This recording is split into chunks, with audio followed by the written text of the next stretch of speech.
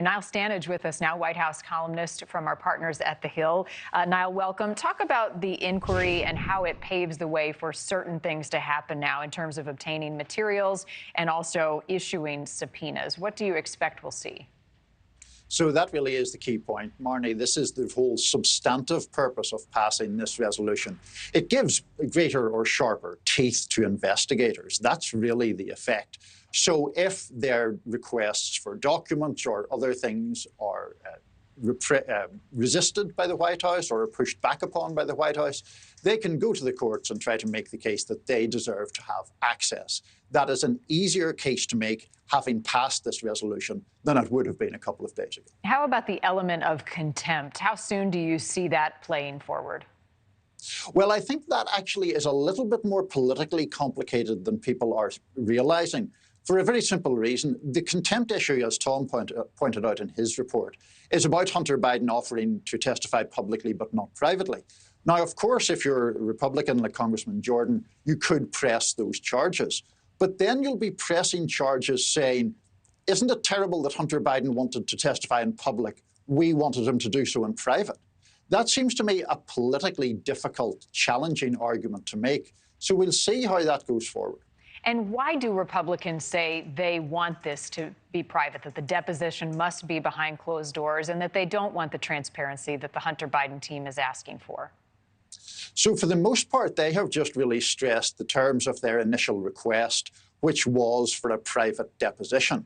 Writ large, I think there's always a danger when things are in public in Congress that people play to the cameras, whatever their political affiliation, that it becomes a spectacle rather than a substantive matter.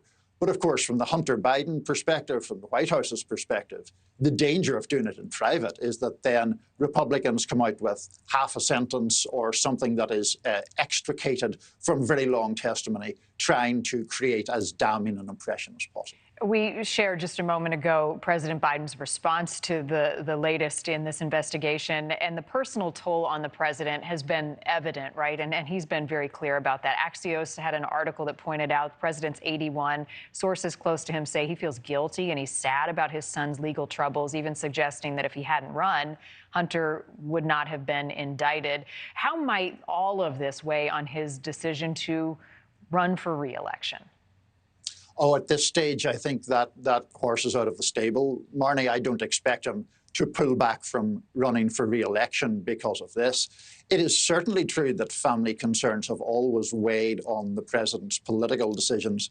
And in fact, one of the reasons he didn't run in 2016 was related to his family. Of course, Beau Biden had sadly died quite recently at that point, and there was a worry about putting additional stress upon his family. But at this point, Hunter Biden is in the midst of this political war, and that war is not going to end whether or not President Biden were to choose to step off the stage. There's no indication that he will do so, so I would expect him to be the Democratic nominee next year. We just had a poll. Fewer than half of Americans support this impeachment inquiry moving forward. What is the risk now for Republicans to continue to pursue this, even though they have momentum, it seems, by this House vote? Simply that they will seem to be focused on a partisan effort rather than focusing on the problems that Americans face in their daily lives. And I think you saw that argument very much reflected in President Biden's statement.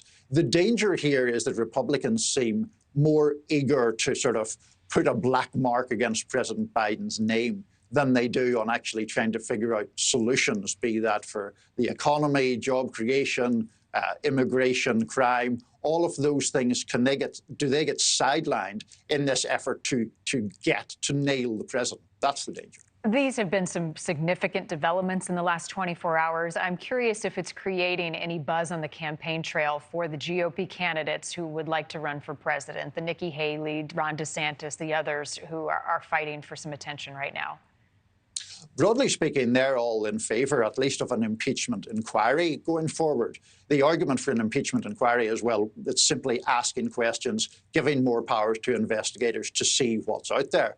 So it's not as if any of those candidates are resistant to this particularly, but it isn't an issue where one really stands out from the rest of the pack in the same way that certain other issues, like, say, foreign affairs or the war in Ukraine, where there are differences between the candidates.